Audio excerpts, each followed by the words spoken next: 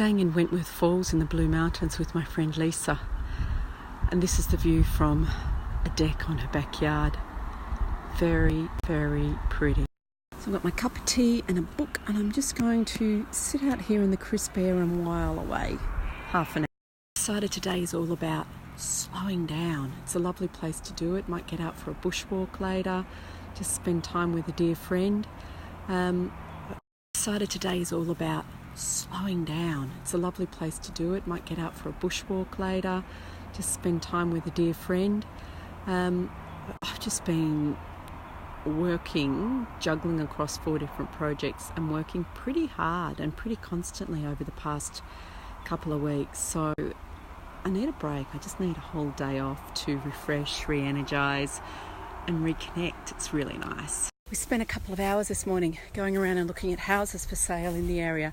My friend's thinking of buying an investment place. And it was really interesting because until recently, Jess and I were actually thinking we might settle in this area. We've since decided not to, but I'm not going to reveal the new plan yet. I will save that for another day. So it was just interesting to see what $600,000 can buy you in this area. Probably something you need to do up. It is a couple of hours outside of Sydney, but it's just like, as you can see here, if you get somewhere in the right spot, and of course most people don't get the beautiful views my friend gets from her backyard, but it's still a lovely area with lots of access to nature if you can get far enough away from the highway so you don't have too much noise. Of course, in an area like this in late autumn, property like this, you're going to have a lot of fallen leaves. So I'm getting my exercise today by raking up the leaves. I've come to Lura to do some shopping. Shopping was disappointing because my favourite shop where I was going to go and buy myself a notebook has closed and is no longer there.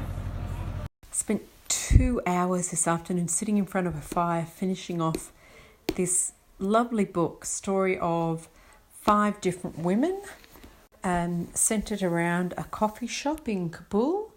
These are the key different characters, and it's really about the life of women in Afghanistan and some of the challenges they face.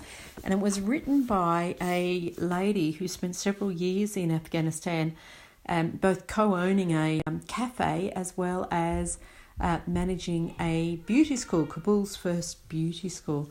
And it's just beautifully written, balances out the human stories nicely with the reality of the situation in Afghanistan as the Taliban came to power in around 2010 through 2012.